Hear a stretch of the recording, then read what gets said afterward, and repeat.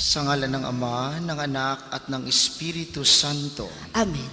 Ang pagpapala ng ating Panginoong Hesukristo, ang pag-ibig ng Diyos Ama, at ang pakikipagkaisa ng Espiritu Santo nawa ay sumainyong lahat. At sumainyo rin. Magandang umaga po sa inyong lahat. Magandang umaga din po, Father Ian. Welcome po sa parokya at pambansang dambana ni Santo Padre Pio. Ngayon ay Lunes sa ika-4 na linggo sa Pasko ng pagkabuhay ng Panginoon.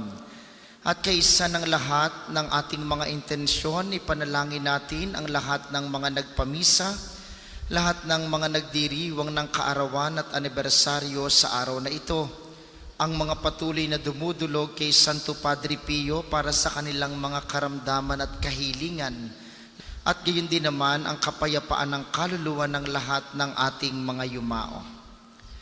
Aminin natin ang ating mga kasalanan upang tayo'y maging marapat gumanap sa banal na pagdiriwang.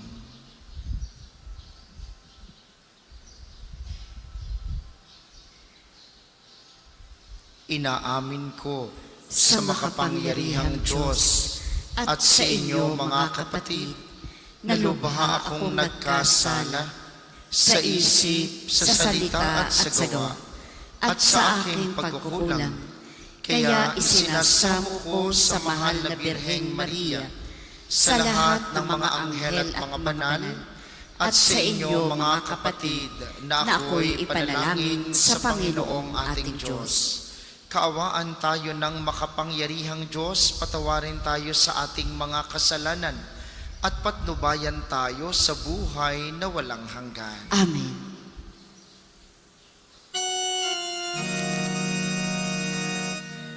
Panginoon, kaawaan mo kami. Panginoon, kaawaan mo kami. Kristo, kaawaan mo kami. Kristo, kaawaan mo kami. Panginoon, kaawaan mo kami. Panginoon, kaawaan mo kami.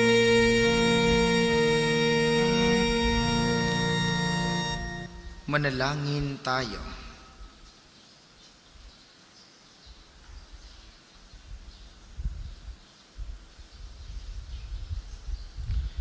Ama naming makapangyarihan, pakundangan sa pagpapakumbaba ng anak mong masunurin, ibinangon mo sa pagkadapa ang sangkatauhang masuwayin.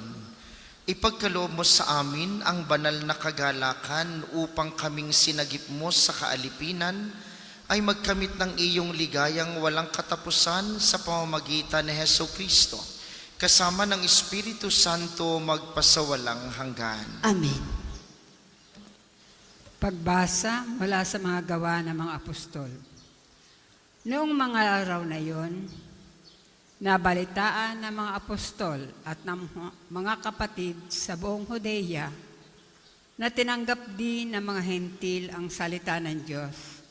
Kaya't nang umahon si Pedro sa Jerusalem, siya'y pinuna ng mga kapatid na Hudyo. Nakituloy ka sa mga hentil at nakisalo sa kanila, sabi nila. Kaya't isinansay sa kanila ni Pedro ang buong pangyayari buhat sa pasimula. Nasa lungsod ako ng Joppe at nananalangin na magkaroon ako ng pangitain.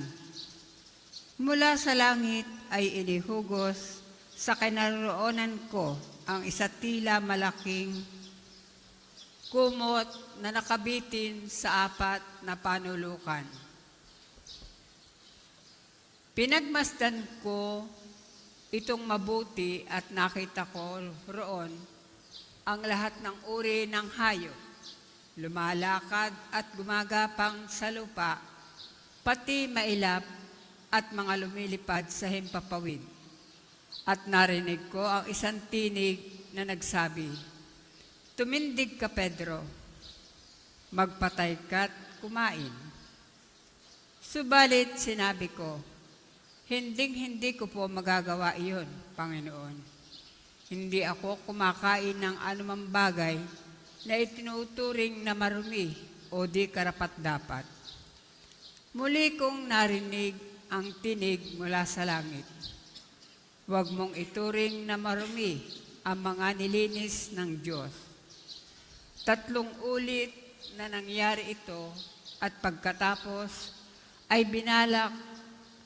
binatak na pataas sa langit ang bagay na iyon.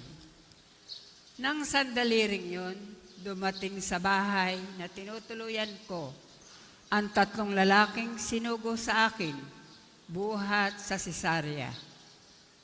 Sinabi sa akin ng Espiritu na huwag akong at mag-atubiling sumama sa kanila. Sumama rin sa akin ang 6 na kapatid na ito at pumasok kami sa bahay ni Cornelio. Isinalaysay niya sa amin ang nakakita siya ng isang anghel na nakatayo sa loob ng kanyang bahay at sinabi sa kanya, "Magpasugo ka sa Jope at ipasundo mo si Simon na tinatawag na Pedro. Sasabihin niya sa iyo ang tungkol sa ikaliligtas mo at ng iyong sambahayan." Nagsisimula pa lamang akong magsalita ay bumaba na sa kanila ang Espiritu Santo gaya ng pagbaba nito sa ating noong una. At naalaala ko ang sinabi ng Panginoon. Si Juan ay nagbinyag sa tubig. Ngunit bibinyagan kayo ng Espiritu Santo kung binigyan sila ng Diyos ng kaloob na tulad na ibinigay niya sa atin. Nang manalig tayo sa Panginoong Hesukristo, sino akong hahadlang sa Diyos? Nang marinig nila ito, tumigil na sila sa pagpuna at sa halip ay nagpuri sa Diyos. Kung gayon, sabi nila, ang mga hentil may binigyan din ng pagkakataong magsisit, magbagong buhay upang maligtas. Ang salita ng Diyos. Salamat sa Diyos. Ang tugon po sa Salmo, aking kinasasabikan ang Diyos na nabubuhay. Aking kinasasabikan ang Diyos na nabubuhay. Kung panong yambatis ang hanap ng isang usa, gayon hinahanap ang Diyos ng uhaw kong kaluluwa. Aking kinasasabikan ang Diyos na nabubuhay. Nananabik ako sa Diyos, Diyos na buhay walang iba, kaya maaaring sa harap mo ay sumamba. Aking kinasasabikan ang Diyos na nabubuhay. Ang totoong ang liwanag buhat sa iyo ay pakamtan upang sa Siyon ay mabalik sa bundok mong dakong banal, sa bundok mong pinagpala at sa templo mong tirahan. Aking kinasasabikan ang Diyos na nabubuhay. Sa dambana mo, O Diyos, ako naman ay dudulog. Yamang galak at ligaya ang sa akin iyong dulot. Sa salim ng aking alpat, magpupuri akong lubos. Buong lugod na aawit ako sa Diyos, sa aking Diyos. Aking kinasasabikan ang Diyos na nabubuhay. Magsitayo po ang lahat.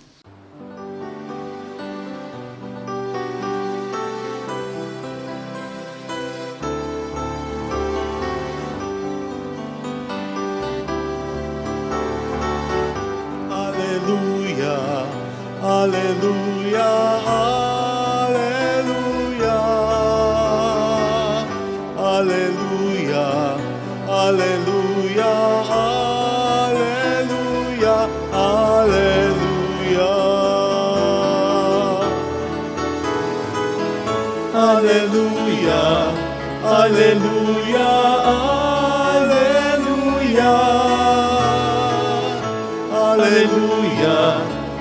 Alleluia, Alleluia, Alleluia.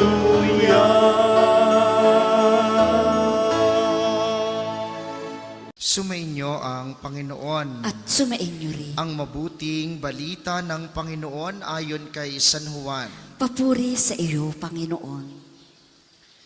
Noong panahong iyon, sinabi ni Jesus, "Tandaan ninyo ito, ang pumasok sa kulungan ng mga tupa nang hindi sa pinto nagdaraan, kundi umakyat sa di dapat pagdaanan ay magnanakaw at tulisan. Ngunit ang nagdaraan sa pintuan ay siyang pastol ng mga tupa. Pinapapasok siya ng bantay pinto at pinakikinggan ng mga tupa ang kanyang tinig. Tinatawag niya ang kanyang mga tupa sa kani-kanilang pangalan at inilalabas sa kulungan. Kapag nailabas na, siya'y nangunguna sa kanila at sumusunod naman ang mga tupa, sapagkat nakikilala nila ang kanyang tinig. Hindi sila sumusunod sa iba, bagkus pa nga'y patakbong lumalayo sapagkat hindi nila nakikilala ang kanyang tinig." Sinabi ni Jesus ang talinhagang ito, ngunit hindi nila naunawaan ang ibig niyang sabihin. Kaya't muling sinabi ni Jesus, "Tandaan ninyo, ako ang pintuang dinaraanan ng mga tupa. Ang mga nauna sa akin ay mga magnanakaw at mga tulisan, ngunit hindi sila pinakinggan ng mga tupa. Ako ang pintuan. Ang sinumang pumapasok sa pamamagitan ko'y maliligtas. Papasok siya't lalabas at makatatagpo ng pastulan. Kaya lamang pupunta rito ang magnanakaw ay upang magnakaw, pumatay at magwasak. Naparito ako upang ang mga tupay magkaroon ng buhay, isang buhay na ganap at kasiyasiya."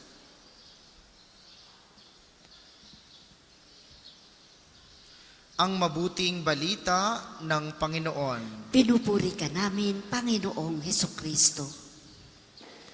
Muli po, magandang umaga sa inyong mga naririto sa atin sa pambansang dambana, gayon din sa mga patuloy na nakikiisa sa atin via live streaming, nalutigit ang mga kasama natin na sa pamamagitan ng ating iba't ibang social media platforms, ang mga kababayan natin galing sa iba't ibang bansa.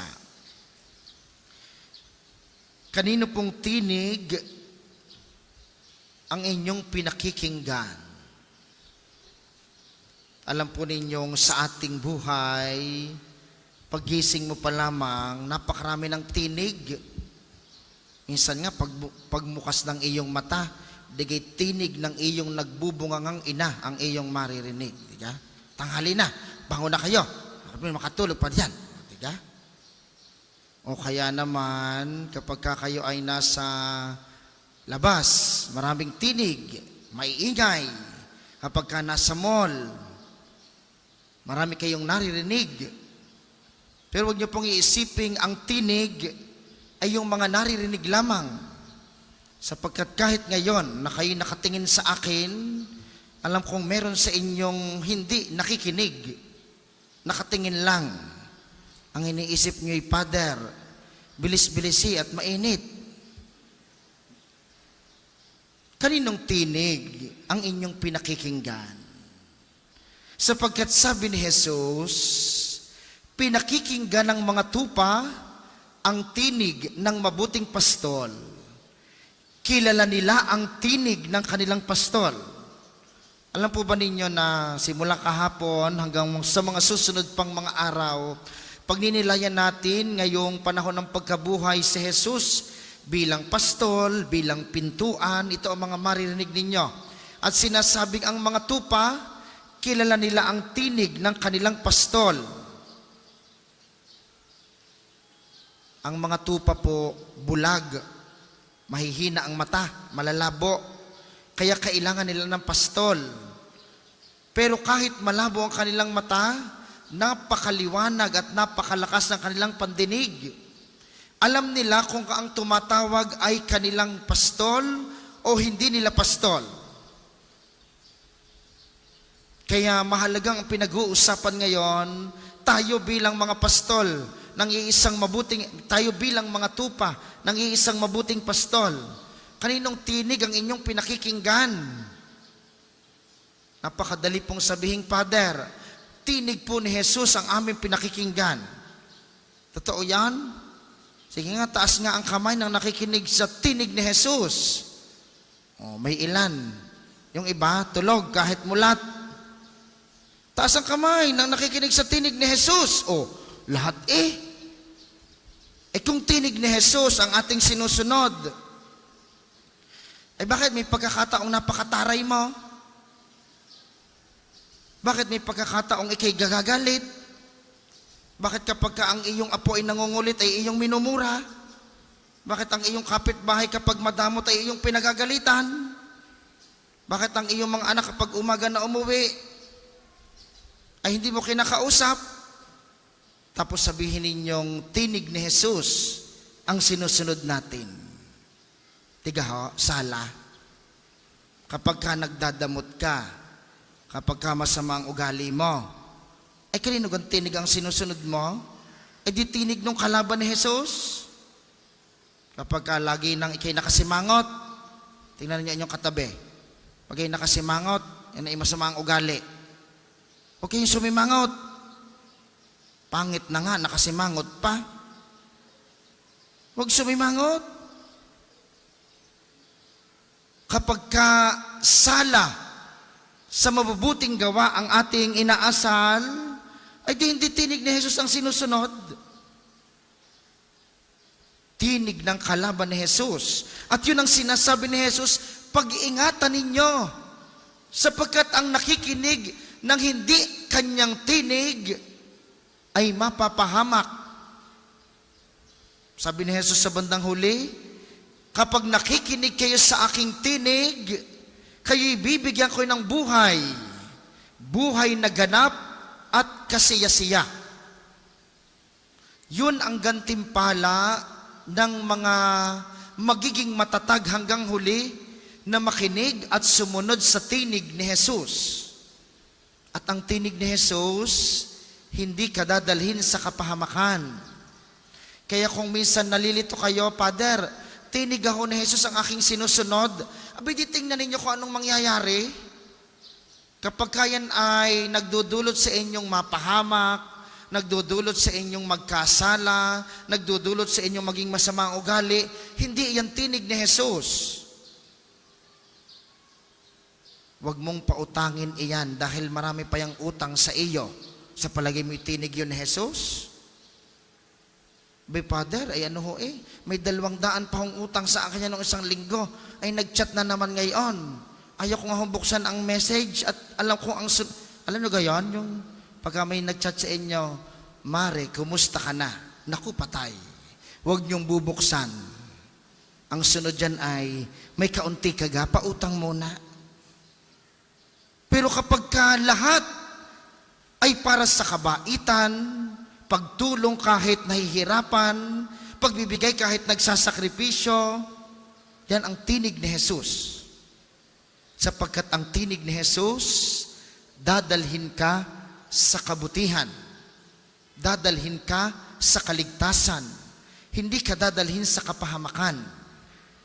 Kaya kung kayo nag-iisip minsan, susundin ko gaaring tinig na tinig ng aking maligalig na biyanan. Inyong pakinggan ko anong sinasabi. Kung ang paalaala sa inyo ay huwag mong gawin iyan dahil baka mapahamak ka, baka tinig yan ni Jesus. Sapagkat sa napakaraming tinig na ating naririnig sa paligid, minsan, ang hirap suriin kung alin ang tinig ni Jesus. Pero magiging madali iyan kapag ka dinadala ka lagi sa kabutihan.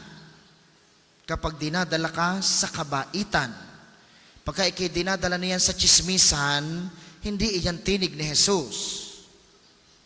Alam niyo maraming tinig na naririnig, Mars, may bago ako. Parinig ka. Naku, patay. Marites na naman yan. Ay siguradong pag sinimulan niyo yan, mauuwi yan sa paninira sa iba.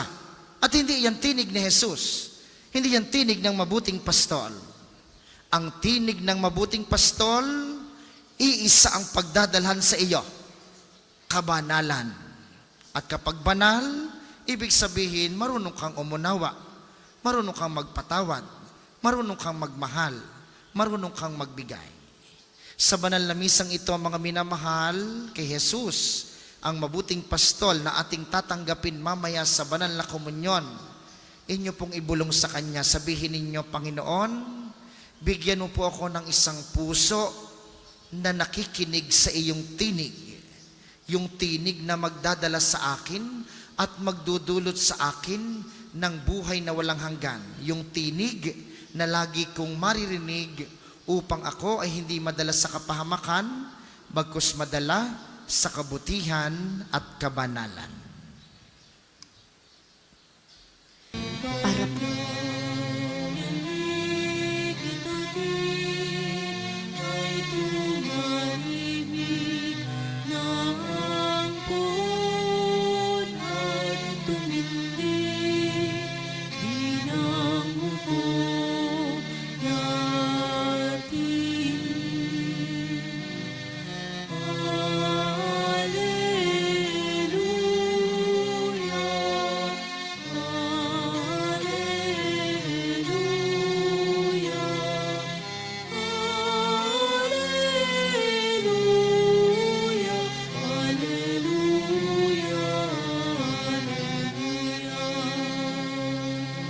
magsitayo po ang lahat. Manalangin kayo mga kapatid upang ang paghahain natin ay kalugdan ng Diyos amang makapangyarihan. Tanggapin nawa ng Panginoon itong paghahain sa iyong mga kamay, sa kapurihan niya at karangalan sa ating kapakinabangan at sa buong sambayanan niyang banal. Ama naming lumikha, tanggapin mo ang mga alay ng iyong sambayanang natutuwa, ang pagkabuhay ng iyong anak na niloob mong aming ikatuwa ngayon ay papagbungahin mo ng galak na mananatili sa amin habang panahon sa pamamagitan niya, kasama ng Espiritu Santo magpasawalang hanggan. Amen. Sumainyo ang Panginoon. At sumainyo rin. Itaas sa Diyos ang inyong puso at diwa. Itinaas na namin sa Panginoon. Pasalamatan natin ang Panginoong ating Diyos. Marapat na siya ay pasalamatan. Ama naming makapangyarihan, tunay ngang marapat na ikay aming pasalamatan ngayong ipinagdiriwang ang paghahain ng Mesiyas, ang maamong tupa na tumubos sa aming lahat. Siya'y talagang maaasahan at ang katapatan niya sa pananagutan ay siyang bumago sa dating pamumuhay, sa sangkatauhang namihasa sa pagkasalawahan. Ang dangal ng tao ay ganap na itinampok upang mamana namin sa pakikipagkapatid kay Jesus. Kaya kaisa ng mga anghel na nagsisiawit ng papuri sa iyo, nang walang humpay sa kalangitan, kami nagbubunyi sa iyong kadakilaan. Santo, Santo, Santo, Panginoong Diyos ng mga hukbo, napupuno ang langit at lupa ng kadakilan mo. Hosana sa kaitaasan, pinapalang na paririto sa ngalan ng Panginoon. Hosana sa kaitaasan, Hosana sa kaitaasan. Kung hindi po kayang lumuhod, ay manatili pong nakatayo ng may paggalang. Ama naming banal, ikaw ang bukal ng tanang kabanalan, kaya't sa pamamagitan ng iyong Espiritu, gawin mong banal ang mga kaloob na ito upang para sa amin ay maging katawan at dugo ng aming Panginoong Heso Kristo.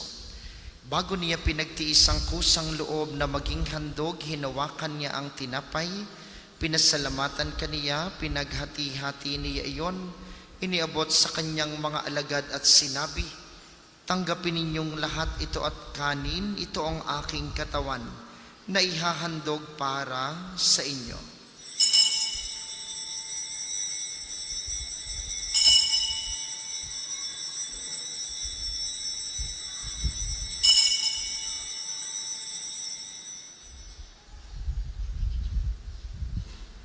Kaya hindi naman nung matapos ang hapunan, hinawakan niya ang kalis, muli kaniyang pinasalamatan. Iniabot niya ang kalis sa kaniyang mga alagad at sinabi, tanggapin ninyong lahat ito at inumin. Ito ang kalis ng aking dugo, ng bago at walang hanggang tipan. Ang aking dugo na ibubuhos para sa inyo at para sa lahat, sa ikapagpapatawad ng mga kasalanan. Gawin ninyo ito sa pag-alala sa akin.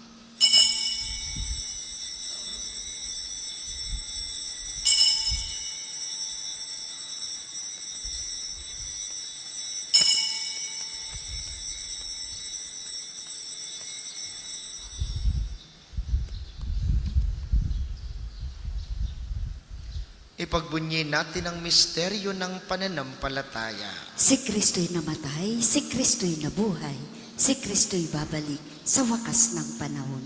Ang ginagawa namin ngayon ang pag-alala sa pagkamatay at muling pagkabuhay ng iyong anak. Kaya't iniaalay namin sa iyong tinapay na nagbibigay buhay at ang kalis na nagkakaloob ng kaligtasan. Kami nagpapasalamat dahil kami iyong minarapat na tumayo sa harap mo para maglingkod sa iyo. Isinasamo namin kaming magsasalo-salo sa katawan at dugo ni Kristo'y mabuklod sa pagkakaisa sa pamamagitan ng Espiritu Santo. Lalahanin mo rin ang mga kapatid naming nahimlay ng may pag-asang sila'y muling mabubuhay, gayon din ang lahat ng mga pumanaw. Kaawaan mo sila at patuloyin sa iyong kaliwanagan. Kaawaan mo at pagindapatin kaming lahat na makasalo sa iyong buhay na walang wakas.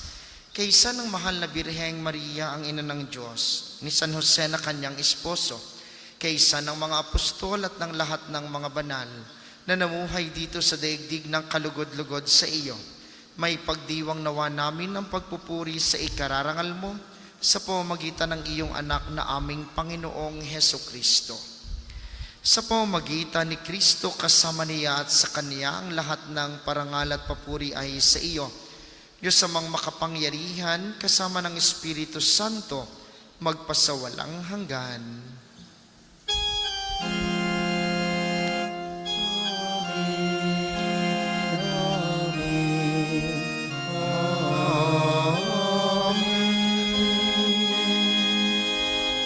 Sa tagubilin ng mga nakagagaling na utos at turo ni Jesus na Panginoon natin at Diyos, ipahayag natin ng lakas loob.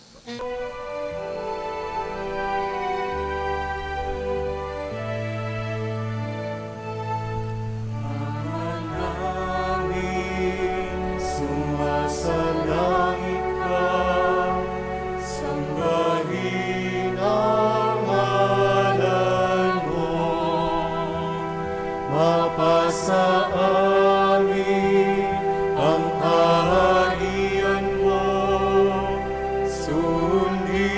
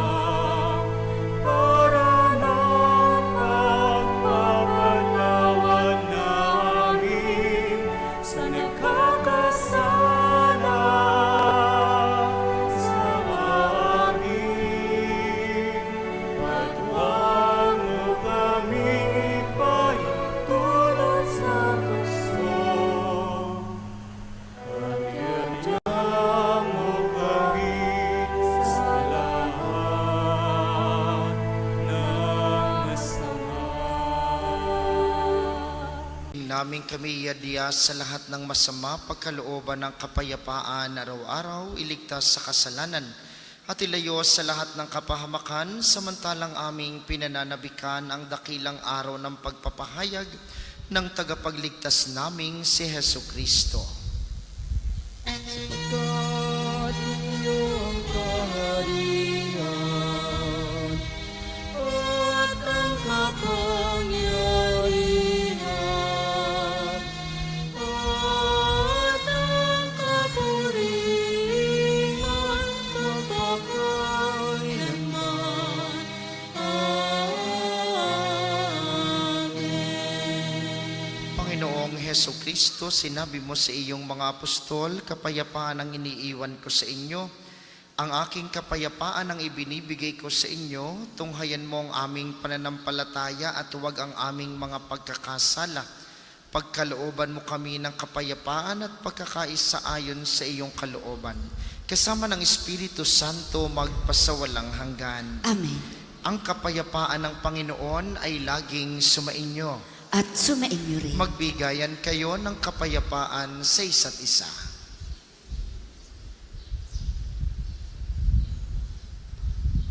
Kordero ng Diyos na nag-aalis ng mga kasalanan ng sanlibutan, maawa ka sa amin. Kordero ng Diyos na nag-aalis ng mga kasalanan ng sanlibutan, maawa ka sa amin. Kordero ng Diyos na nag-aalis ng mga kasalanan ng sanlibutan, ipagkaloob mo sa amin ang kapayapaan. Kung hindi po kayang lumuhod, ay manatili pong nakatayo ng may paggalang.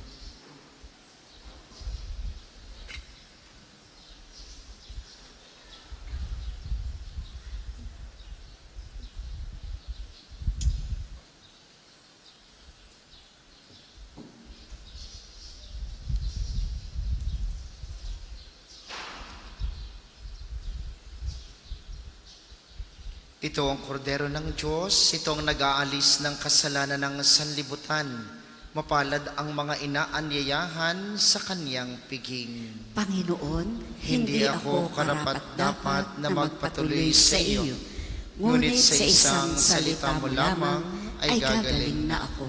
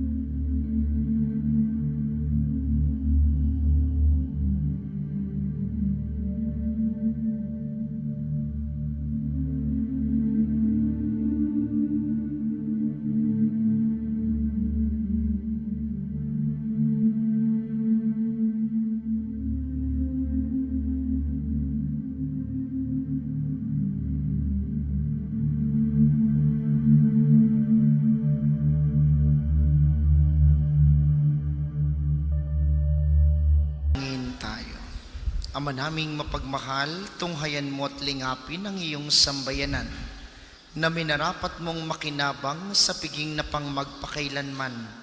Ipagkaloob mong kami maluwalhating makarating sa pagkabuhay na magtatampok sa amin sa iyong piling, sa pamamagitan ni Hesukristo, kasama ng Espiritu Santo magpasawalang hanggan. Amen.